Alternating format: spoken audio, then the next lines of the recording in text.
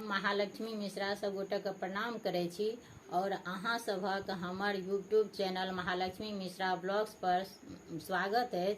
और आइ एकटा हम राखी के गीत सुनाबे जा रहल छी। आशा अछि जे अहाँ सबके नीक लागत। आ जँ नीक लागत अहाँ सब वीडियो के लाइक करू, हमर चैनल के सब्सक्राइब करू।